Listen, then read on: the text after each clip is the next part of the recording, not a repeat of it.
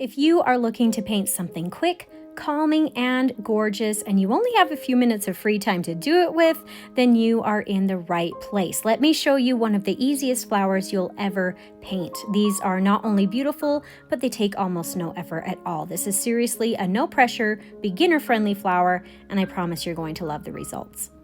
So you know what? Let's just jump right in and get started. I'll just pull out a sheet of watercolor paper. Now you can do this on whatever size you like. You can make it into more of a larger wildflower painting, or you can just paint a smaller version for a quick greeting card or something like that, just whatever.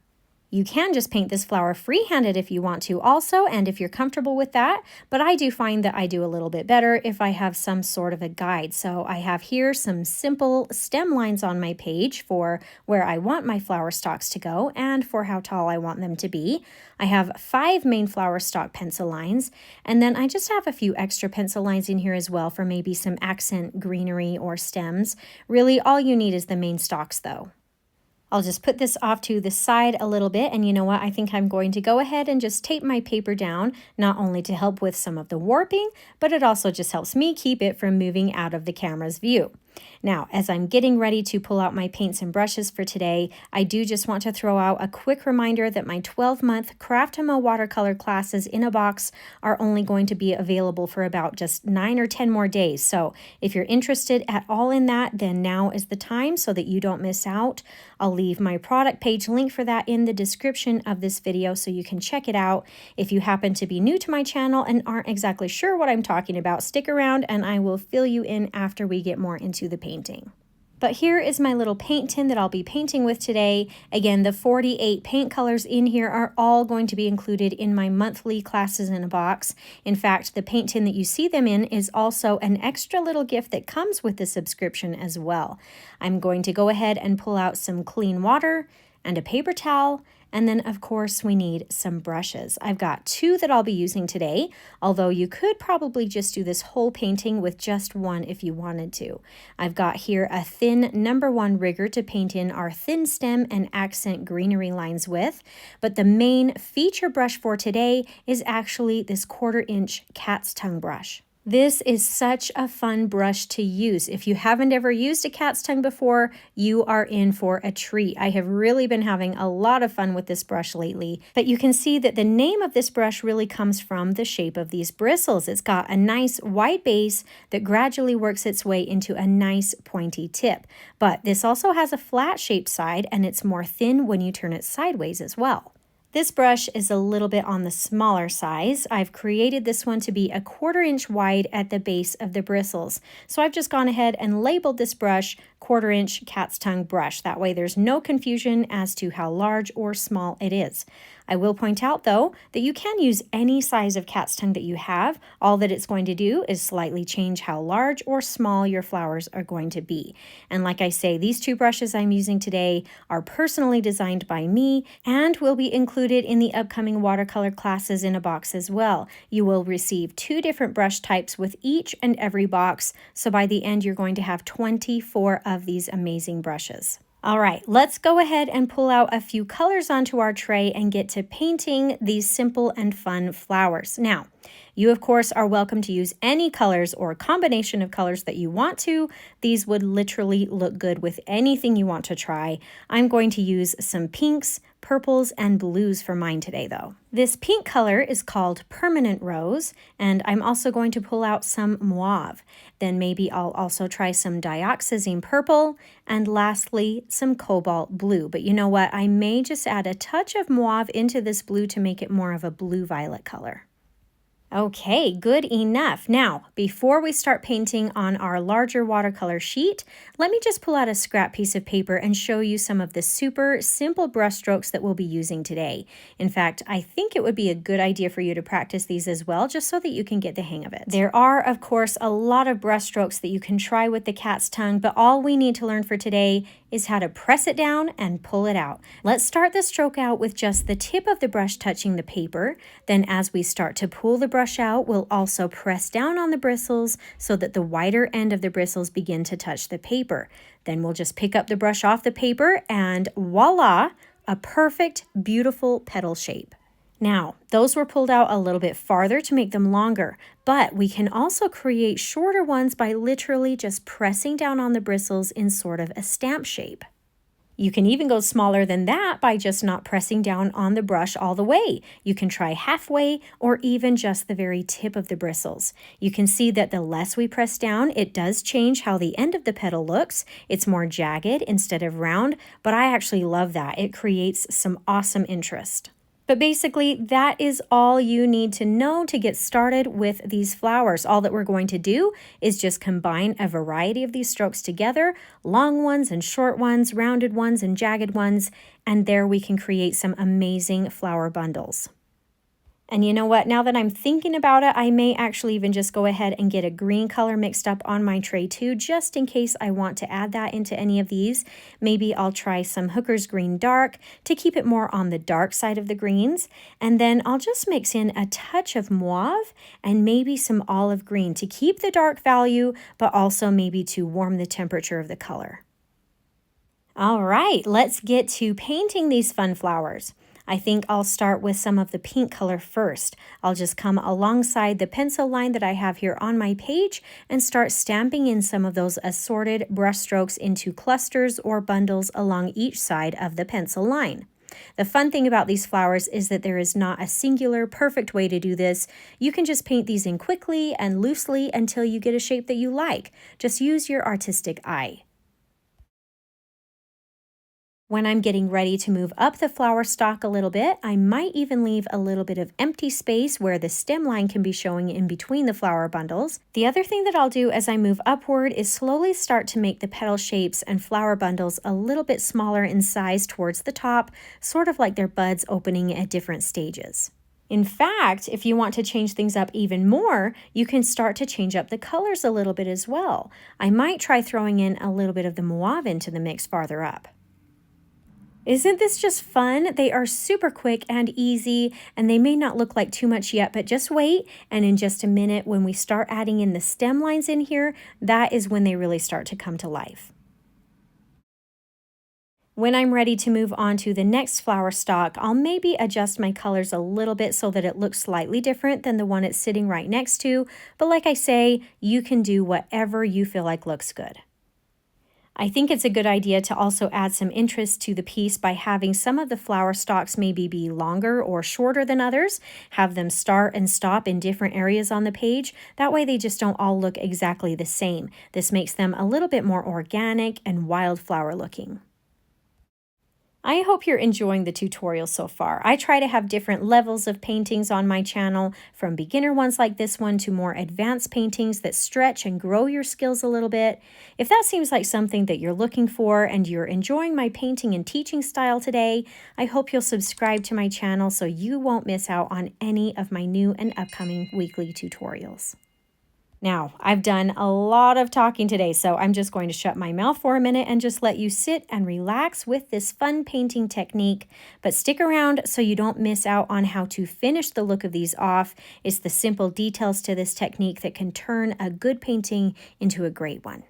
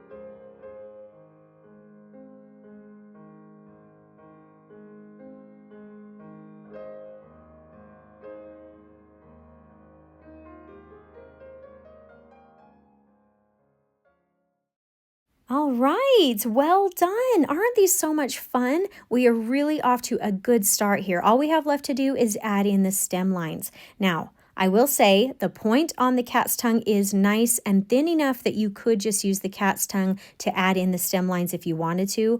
I'm actually going to pull out this #1 rigger just to make things a little bit easier. This rigger brush is so good at painting in nice thin lines. In fact, it's almost hard to paint thick lines with this, so it's perfect for this piece today.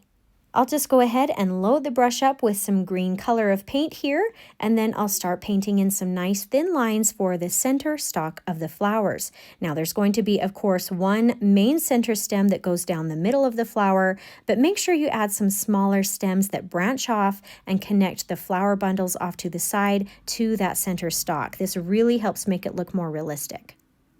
And as a side tip, when you get down to the bottom part of the stem where the brush stroke is nice and long, to help you not run out of that paint color too quickly as you make the stroke, it helps if your paint is a little bit more on the runny side. And then make sure you roll all of the bristles around in the paint, not just the very tip of the brush. That way it just helps keep more paint in the bristles as you pull that stroke down.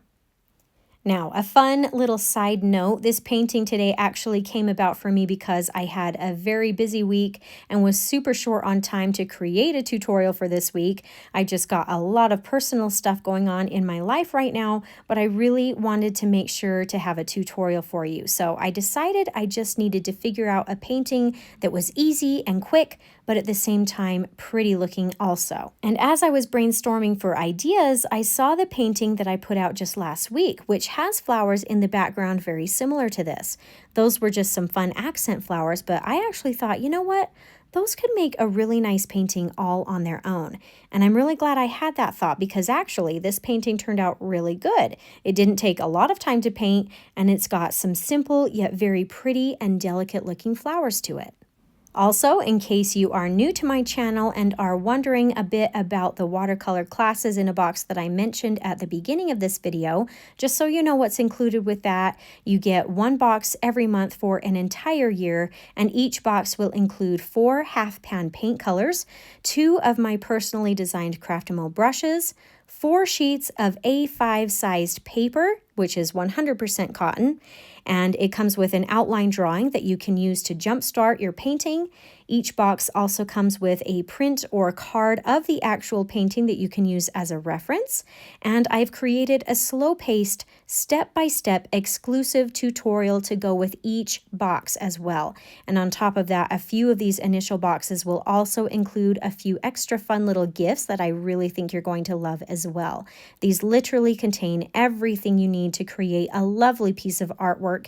And if you'd like to learn a bit more about these watercolor classes in a box, I do have some previous tutorials where I actually did an unboxing of the first box and another where I showed off the brush strokes for all of the 24 brushes, and then another one where I did color swatches of the 48 paint colors that are included.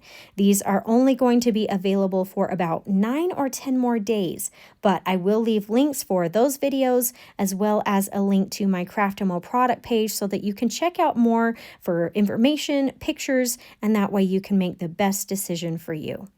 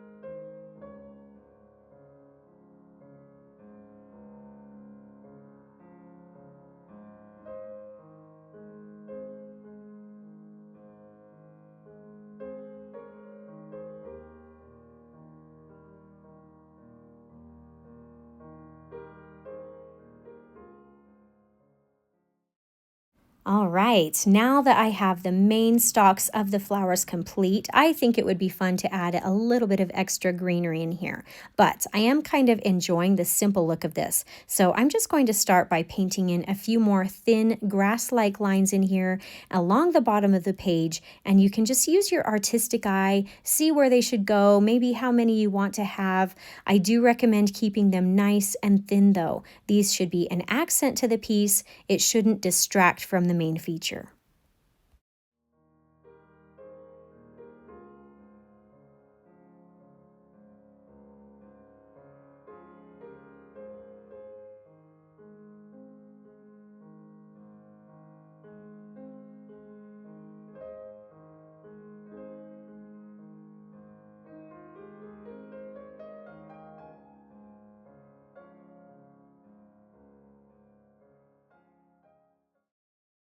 That actually looks really nice. I might even take a bit of a risk here and see what some of these extra grass lines would look like with maybe a few small bud looking type of dots in here. Again, I don't want to overdo this, just a few of them here and there.